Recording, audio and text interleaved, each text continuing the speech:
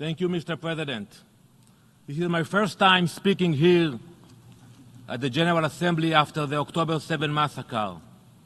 11 months ago, a terrorist army invaded southern Israel. In a single barbaric assault on a Jewish holiday, they murdered over 1,000 of our citizens and carried out the most heinous atrocities in modern history. Hundreds of vibrant young Israelis were murdered while celebrating life at a music festival. Hundreds of innocent people peacefully sleeping in their homes with their families were slaughtered. Some burned alive while holding their loved ones, and hundreds more were taken hostage, dragged into a captivity more brutal than anything anyone could ever imagine. Even now, as we speak, over 100,000 Israelis remain displaced within their own country, unable to return home due to the relentless rocket attacks from Hamas in the south and Hezbollah in the north. Perhaps you have forgotten, but we did not start this war, nor did we choose it. We are fighting a war forced upon us. We are fighting for our homes, our families, our future. We fight because we have no other choice. Yet, despite the cruelties we have faced, despite the unprecedented terror unleashed upon our people, this assembly remains silent. I was certain that the first resolution that would be brought before you all would be the unanimous, unequivocal condemnation of terror, the rape, the torture, the kidnappings that took place on that darkest of days. Yet, there has been no condemnation, no resolutions. Instead, we gather here to watch the Palestinians' UN circus, a circus where evil is righteous, war is peace, murder is justified, and terror is applauded. How dare you continue this tradition of passing one-sided resolutions against Israel without even pausing to consider what the Israeli people have endured? Since October 7, this assembly has passed 2 resolutions on this matter. Yet, there has not been one word about Hamas and barely a word about the hostages. Those who contribute to this circus are not simply bystanders. You are participants, enablers, collaborators. Every vote you cast in support of this circus fuels the violence and emboldens those who reject peace. This empty show is not just an insult to the victims of October 7, an insult to the hostages. It is an insult to the very fabric of this institution. You are not promoting today peace and justice. You are dancing to the tune of your ringmasters, the Palestinian Authority.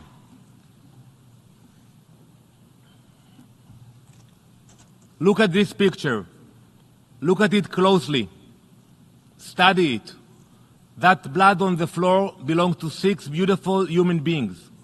Eden, Hirsch, Alex, Carmel, Ori, and Almog. That is their blood.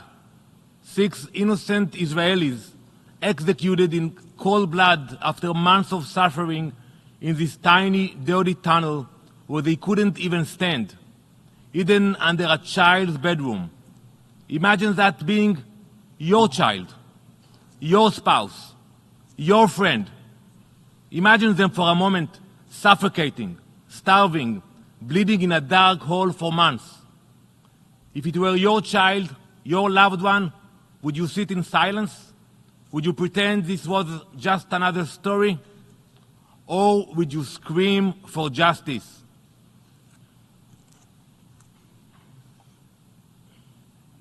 Let me say this clearly. Jewish blood is not cheap. The days when it could be spilled without consequence are over. The days when the Jewish people were at the mercy of tyrants are over.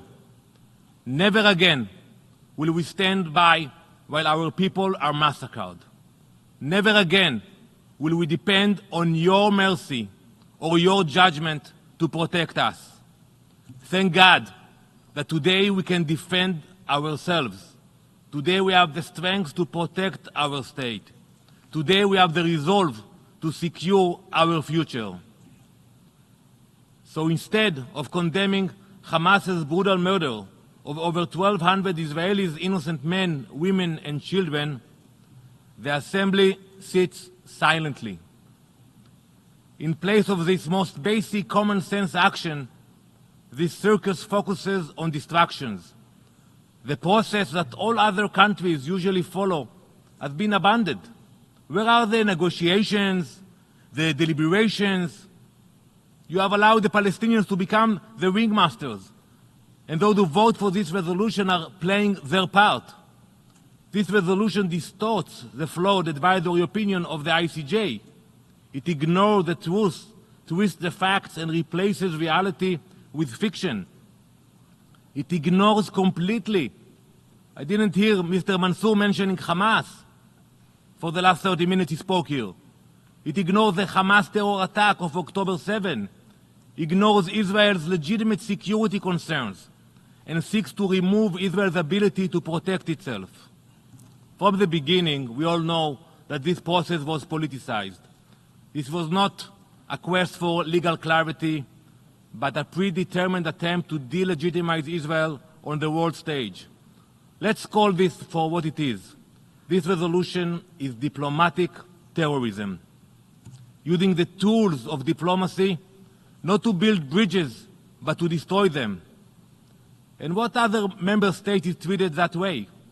The answer is simple: none. No other country is subjected to such relentless, obsessive abuse. You know, it's not my first term here. I started my first term at the UN in 2015. Since then, there have been 155 General Assembly resolutions condemning Israel. In the same period, there have been only 88 resolutions condemning every other country combined. Combined! Think about the last decade. Think about how many brutal regimes exist in the world. Think about the countless injustices. Yet, the only Jewish state, the only democracy in the Middle East, has been condemned almost twice as much as the rest of the world combined. This is not about justice. It is about an attempt to destroy Israel through diplomatic terrorism. Make no mistake, since October 7, the Palestinian Authority has not condemned the atrocities committed by Hamas. Not one word of condemnation from President Abbas. Not one word from Prime Minister Mustafa. Not one word from Riyad Mansour. The Secretary General of Fatah Central Committee called the October 7 massacre a defensive war full of epics and heroisms. One of the most high-ranking Palestinian officials calling the rape and murder of thousands of civilians epic and heroic. Are these our partners in peace? The PA have offered their unwavering support for Hamas, the world's most despicable terrorist organization. They are its diplomatic wing, its public face, their consiglieres. The Palestinians deserve better leadership. For decades, Hamas has spent its money digging terror tunnels, arming terrorists, and bringing ruin to its own people. Rather than building up Gaza, Hamas has obsessed over one thing: destroying Israel. While Hamas digs tunnels, the Palestinian Authority works above ground, attempting to isolate Israel internationally. There are two sides of the same coin, one attacking with rockets, the other with resolutions. The Palestinian Authority has rededicated itself to supporting the world's most vicious terrorist. This is not an entity seeking peace. It is a regime that glorifies murder while educating its people to do the same. They refuse to denounce the most horrific crimes. They celebrate the slaughter of civilians as a victory. And now, this body is considering rewarding that refusal, rewarding that evil. You are giving a false prize to false leadership. There is only one side in this conflict that promotes genocide. It is the one that promotes it publicly. Let us not forget, Hamas's own founding charter calls, and I quote, for the extermination of all Jews. They proudly proclaim their intent, and I quote, to wipe Israel off the map and hunt Jews wherever they can find them. Instead of condemning the killers, the ones who want to commit a genocide, this resolution condemns the victims. How dare they accuse us of the crimes they themselves are committed to carrying out? This resolution seeks to deflect blame for Hamas's own atrocities onto Israel, which is forced to defend itself. This resolution perfectly represents the priorities of the Palestinian Authority. It slanders Israel, ignores our right to defend our people, and seeks to isolate us. The PA has teamed up with the radicals in the region, posing a grave threat not just to Israel, but to the entire Middle East. But instead of addressing these major threats, some of you support this resolution which demands that Israel tie its ends. History has shown time and time again that true progress only comes through direct dialogue. Israel has demonstrated this for decades. Wonderful, important peace treaties have been signed with Egypt, Jordan, with the United Arab Emirates, with Bahrain, Morocco. Inshallah, there will be many more in the near future. Trying to isolate and destroy Israel brings nothing but regression. This resolution doesn't move the region forward. It drags the region backward, delaying the hope for peace and advancement. I was here on this podium 6 years ago. I stood in this hall and proposed a resolution to condemn Hamas. But instead of taking action, the Assembly chose to look the other way, allowing Hamas to continue its reign of terror. And now we are all, Israelis and Palestinians alike, suffering the consequences of your inaction. Back then you chose to support the circus over morality, and here we are again, the same circus, the same performances. But we all know what's really happening here. This is not about peace. This is not about international law. This is about posturing. In the circus of the UN, you can ignore the atrocities that took place on October 7. You can pass resolutions detached from reality. You can pretend you live on a different planet. But in the real world, outside these halls, we are doing the hard work. We are fighting terror. We are working to bring the hostages home. In the real world, there is justice and morality. In the real world, Israel will shape its own future, striving for both victory and peace. Israel will defend itself. We will not apologize for protecting our citizens.